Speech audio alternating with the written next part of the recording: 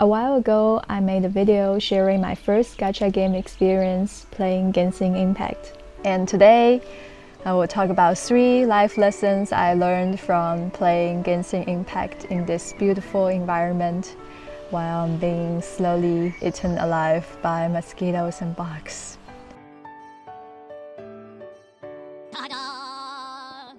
The first lesson I learned is to try to live every moment of your life fully and not to wait for your life to start until everything is perfect. How I came to this learning started at the very beginning of the game. I am a free-to-play player. I think everybody who doesn't spend a lot of money on Genshin Impact knows that you have very little control on when you would get a cool character and when you would get a cool weapon. So I found myself at the start of the game realizing this, that I don't really quite like my starting characters. My weapons are pretty shitty, nothing is optimal, and I have no control, a little control over when next good thing is gonna happen. And I found myself having a lot of anxiety and uncertainty to say, I feel like I want to hoard everything, all the resources I have until finally one day the cool thing or the cool character comes, and not only till then I'm gonna start playing my game fully, you know. And because of that mindset, my gameplay was progressing extremely slowly. Everything was a huge challenge to me. I couldn't finish the anchor quest. I couldn't really enjoy them because everything's just so damn hard. I didn't want to level anybody up that I currently had until one day I'm finally be like, you know what? I cannot live like this, you know? I'm not enjoying this game, and so what, everything's not perfect. I'm not gonna wait until that one character comes along that I really love. I'm just gonna start play the game and enjoy my time now. And then start to learn to appreciate the characters I have, the weapons I have, learn to, you know, just not to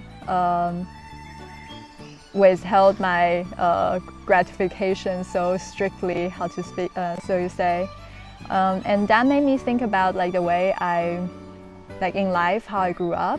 I think I grew up in an environment where it's very elitist and everybody is striving for their best. Everybody has extremely high expectations towards their future.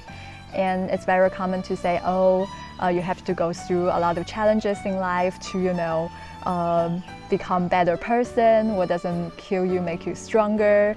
And the present is not so important. What's important is the future, what kind of people you become, how successful you are. And as I grew older, I started to realize that that perfect day might never come, you know. We don't know what's gonna happen in life, and we cannot not live until that perfect day comes. We have to appreciate every day as they come because this is what life is. And it's not to say that, that sounds hedonistic, you're just only gonna live a day at a time. No, I think life is about having a balance.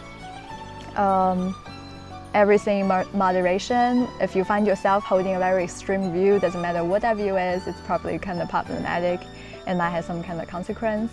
So it's about how can we balance, like enjoying our life, find some small delights in life, and becoming a better person at the same time, have some kind of a little bit long-term view, but not to sacrifice so dearly your present day. So enjoying the journey, not just the destination, because we really don't know where we're headed 100%. So that's the first lesson. The second learning is something to do with mindfulness. That doesn't matter what it is that you're doing or what circumstances you are in life, there's always potential for mindfulness. Like it's a skill that we can acquire. There is no such a thing as, this thing is this way and I just cannot be truly present for it. How did I come to this learning? It's when I'm playing the game.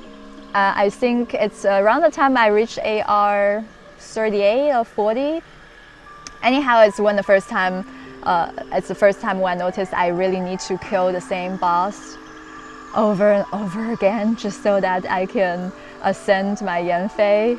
And those very tedious, repetitive grinding start, and then I have to do the same domain over and over again. I know you guys are like, oh, that's basically what you do endgame. That's farming artifacts is your life. But when I first got to that point, not long ago, because I'm a relatively new player, I found myself experience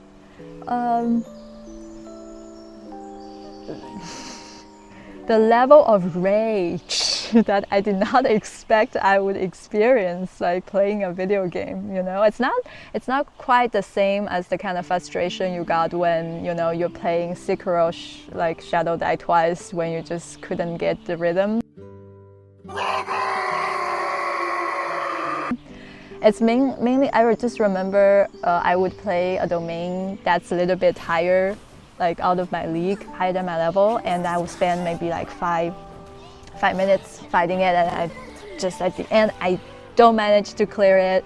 I just remember being so angry. It's like, oh my god, I just wasted 5 minutes of my time. I got nothing, because clearly I was only in for the rewards. I did not enjoy the gameplay. I did not enjoy the combat, so by the time when I didn't get the rewards, which was the only thing I wanted, I was very angry. And at the time I was just thinking to myself, this is not how I wanted to play the game. Or this is not how I want to feel when I'm spending my free time. I'm supposed to be rewinding and enjoying something fun, and ending up feeling like that. And I was trying to reflect on what was the last game where I feel, even though I was doing something repetitive, I felt like some kind of inner peace.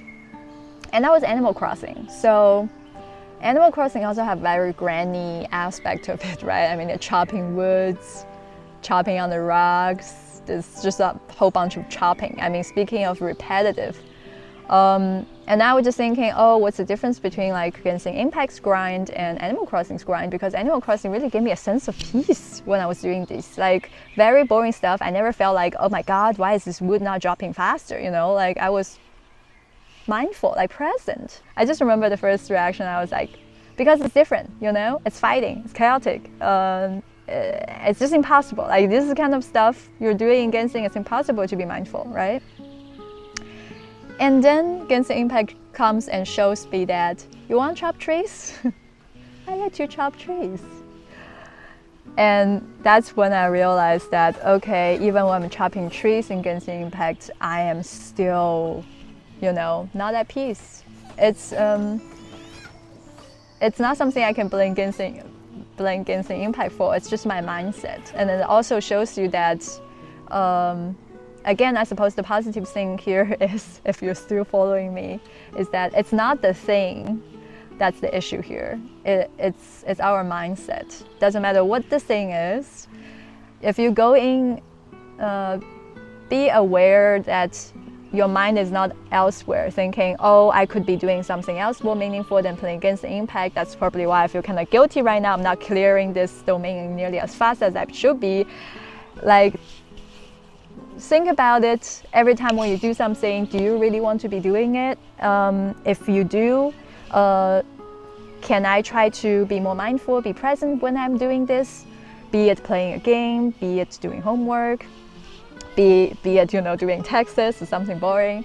But if you're not sure that you can be fully present, there really is something better you should be doing. And maybe I should make a video for fun, creatively, instead of playing against the Impact every day after work.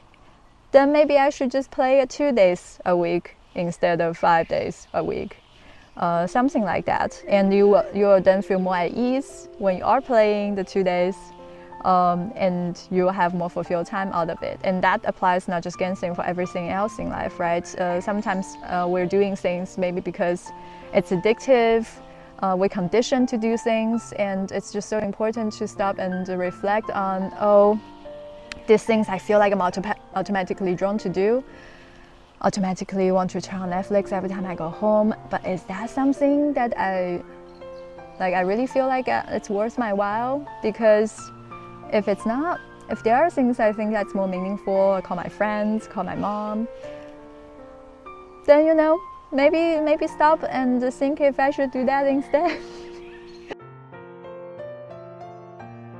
The third thing and the last thing is a little bit philosophical. I feel like the whole free-to-play versus willing, where players spend a lot of money on gacha games. Genshin Impact is like a microcosm of the real world almost. I got this realization after I watched Tecton's videos, who is famously a whale on YouTube and on Twitch, who spends famously a lot of money, which could bankrupt some of us on the game. And he made a video sharing his experience as a free-to-play player. Obviously, as a free-to-play player, I never really acquired the inside of a whale. It was not until I watched his video where he explains how easy everything is for him when he just paid for everything in the game did I realize that. Because before that I still thought, sure, you can buy some characters, but you still have to play the game, you still have to grind just like everybody else.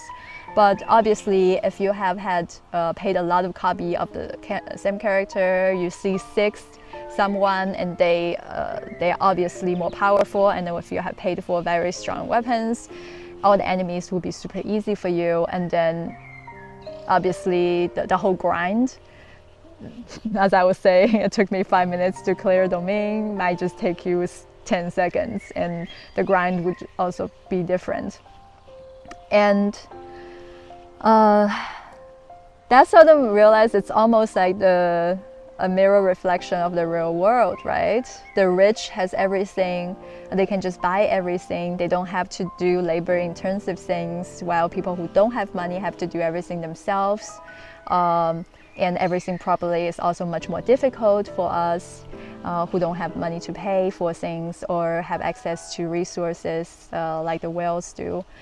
But one thing, though, he mentioned is that when everything is difficult and when he made some progress or got one character that he really wanted, that made him so much happier.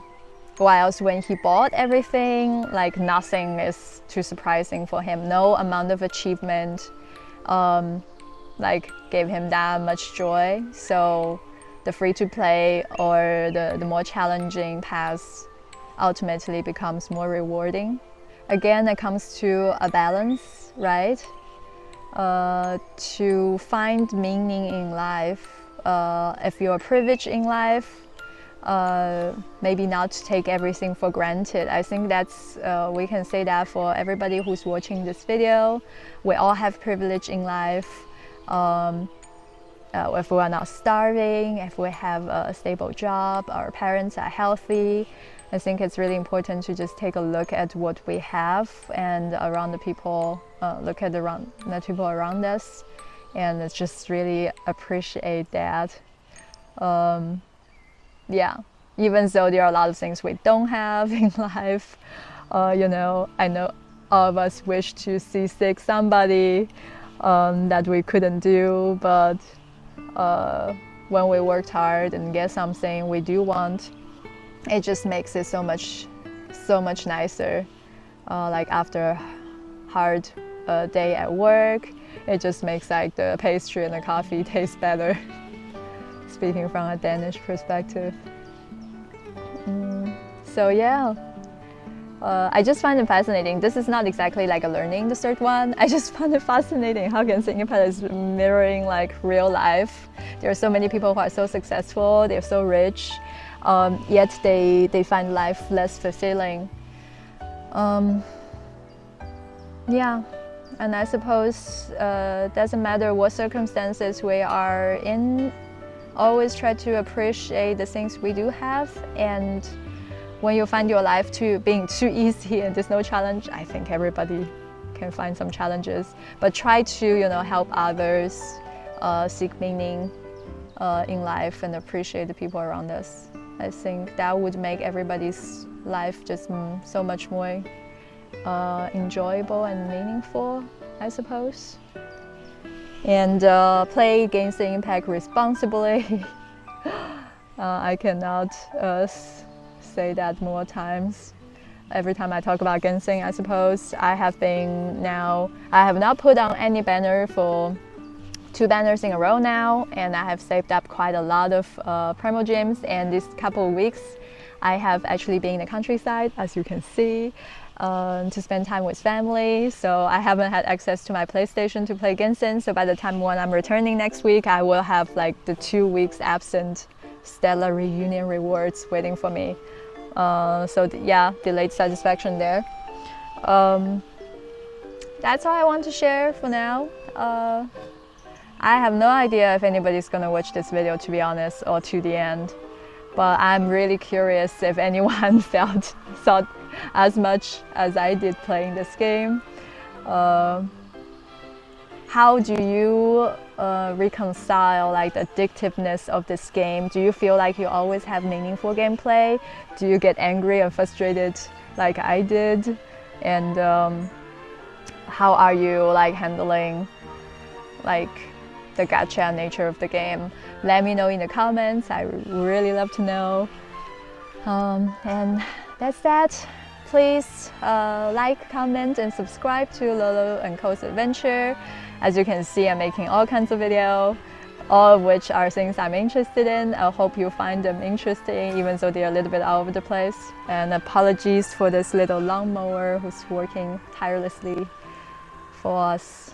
And see you next time.